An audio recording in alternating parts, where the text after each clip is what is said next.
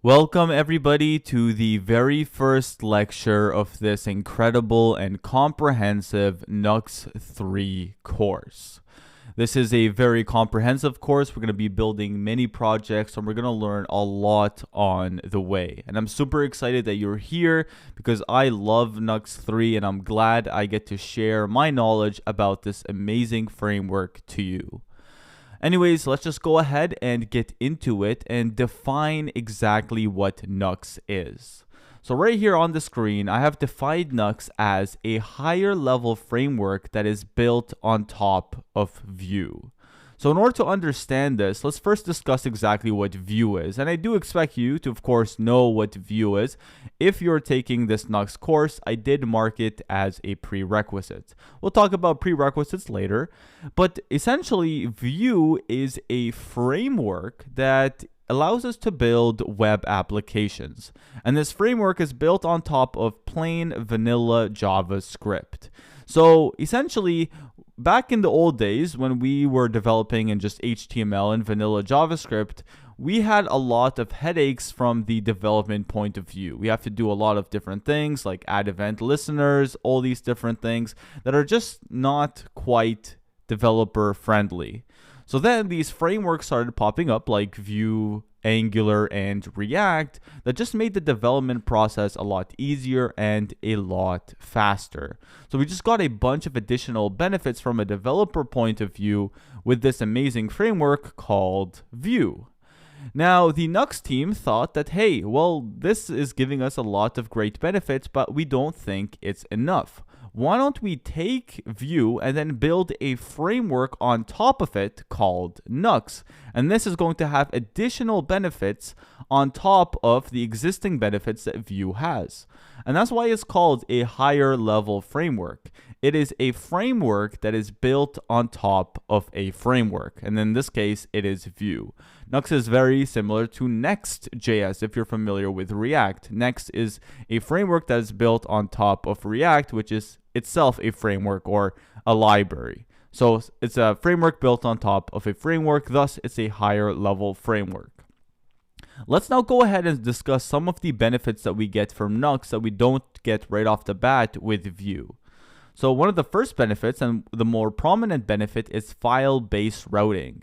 Now, when we ever want to do routing in a typical Vue application, we actually have to define it in code.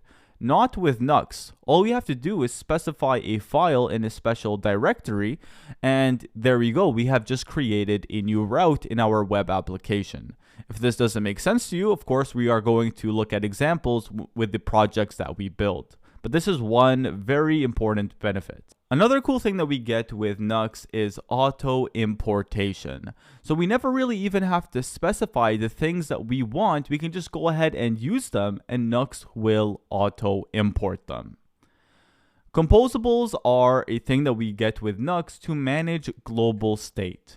Global state can be a tricky thing to manage inside of a typical Vue application. We either have to use outside libraries or things like Vuex, and it can get a little bit complicated. Composables make it really easy to manage global state inside of Nux applications and use them throughout our pages and components.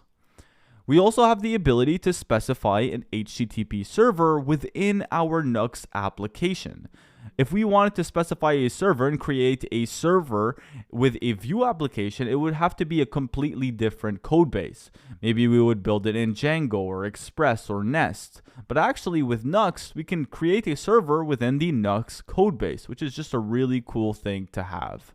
We also get a lot of additional features like middleware, plugins, all these different complicated things that we'll talk about a little bit later. But the best thing that we get, and probably the most important thing that we get, is universal rendering. Now this right here deserves its very own video, so let's talk about this in the next one. In order to understand exactly what universal rendering is, let's talk about how HTML elements are rendered in a typical Vue application first. So right over here I have two rectangles. The gray one is going to represent our browser, whereas this green one is going to represent the Vue server.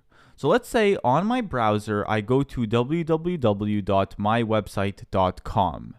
So once I go onto this website, what's going to happen is the browser is going to make a request to the Vue server asking it for HTML in order to render it in the screen. Now, what the Vue server is going to do by default is send back an empty HTML file. Now, it's not going to be completely empty. It's going to have the HTML head as well as a body, as well as maybe an empty div, but it's going to have none of the elements that we have defined in our Vue application. So other than just the typical boilerplate, it's going to be completely empty. Now, because of this, it's going to go ahead and render that, but we're not going to have any of our elements. And because of that, we're going to be currently in a loading state. So our user is not going to see our elements whatsoever. After a short period of time, it's then going to send the JavaScript file. Now, the JavaScript file is going to contain all of the information about all of the different elements that we need on the screen. So it's going to contain all that information, and it's going to create all of these different elements and render them on the screen. So the browser, what it's going to do is grab that JavaScript file and start parsing it. Now, we're still going to be in a loading state, but as soon as it's done parsing, then we will have the elements all created and fully interactive. Now, this right here is known as client-side rendering. Why is that?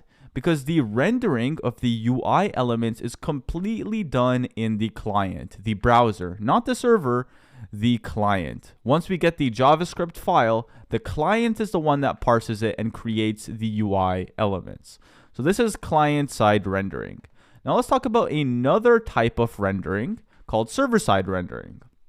So in server-side rendering, we have our browser, we have our server, we make the same exact request to mywebsite.com, and what ends up happening here is right away what we get is the HTML of that specific page and the JavaScript. So we get both right away, and we don't just get an empty HTML file, we get again both the full elements as well as the JS, and then right away you can see we have a fully interactive application. So that right there is server-side rendering, because the server is the one that is responsible for rendering the elements, and then, well, then it just sends it to the client and the client just uses it. So the server-side rendering. So now that we understand both, let's talk about universal rendering, which is what Nuxt uses.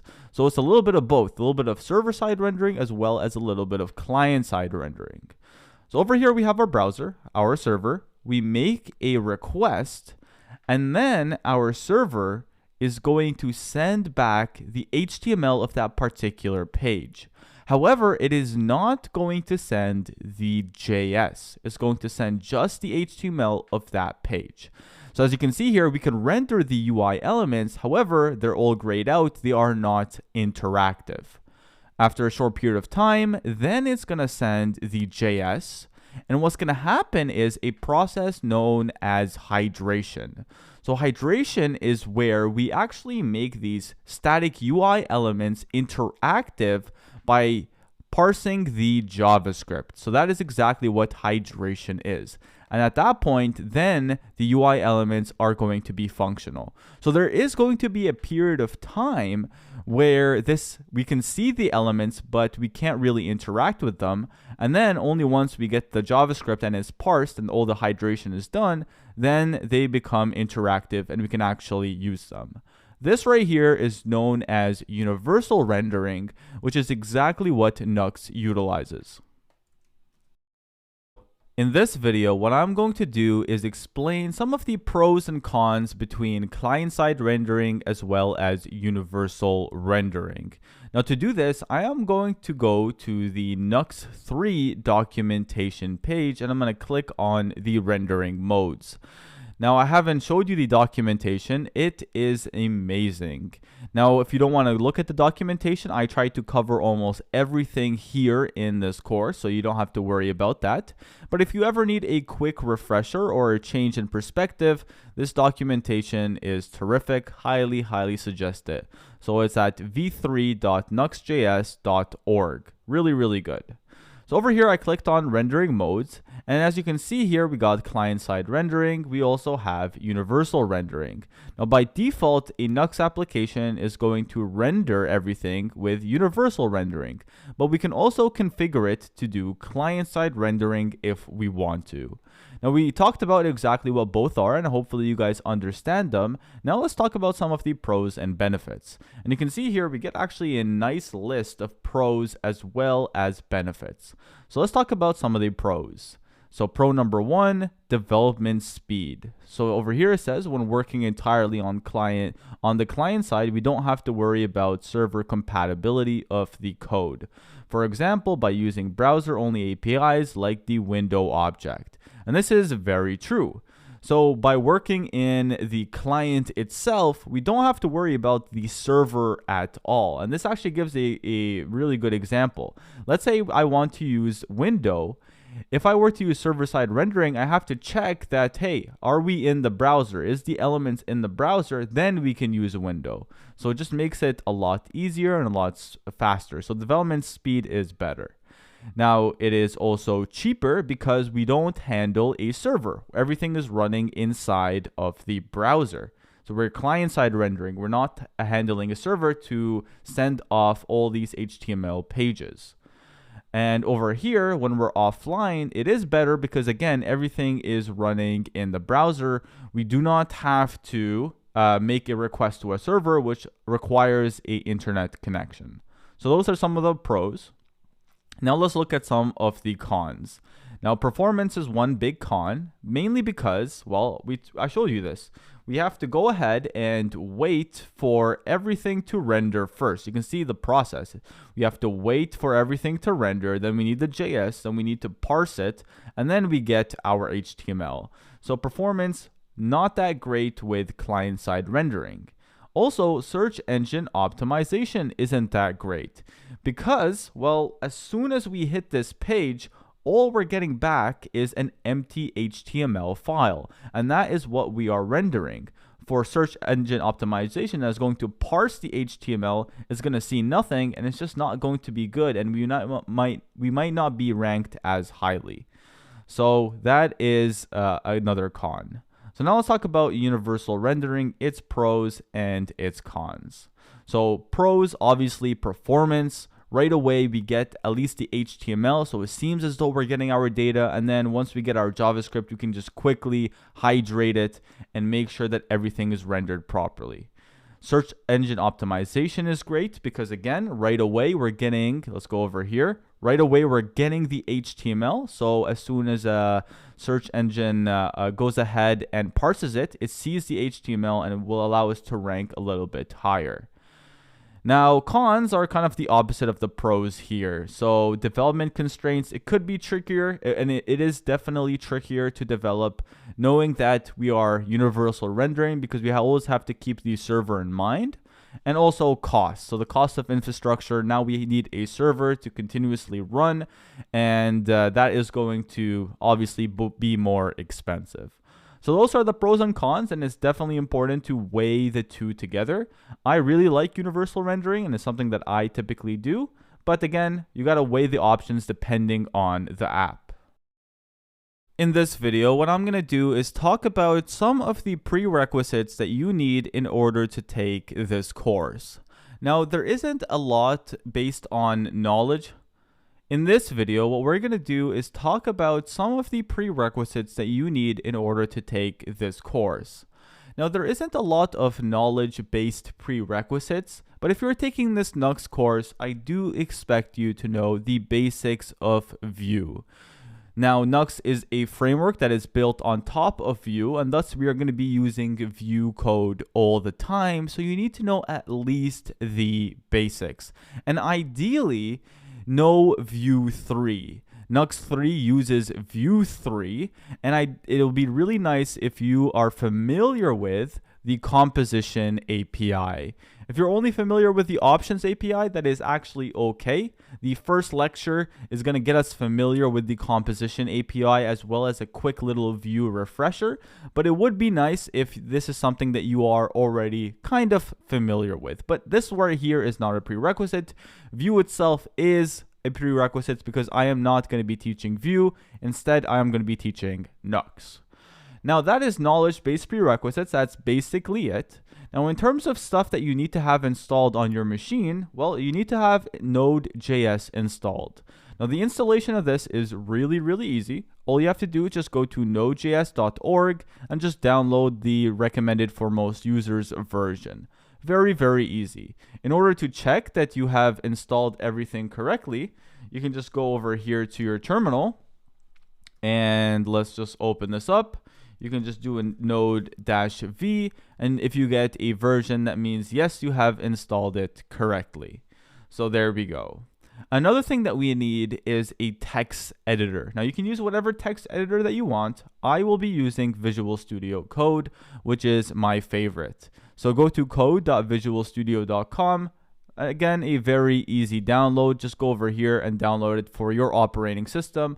I am using a Mac. Now, the last thing, and this is not a prerequisite, but it would be helpful if you ever get stuck and you want to go to a version of my lectures, is to know the basics of Git and have Git installed on your machine. So for each lecture, or maybe not for each lecture, for most lectures, I'm going to have the source code attached in a branch that I host on GitHub. If you ever want to see that source code for that particular lecture, you're going to have at least the basic understanding of Git and GitHub. Now, I'm not going to be explaining that in this course. I do have a YouTube video on Git and GitHub if you want to take a look at that, or you can take a look at any other YouTube videos out there. It is relatively simple. But this is the website in order to install Git on your local machine. And that's pretty much it. Those are the only requirements.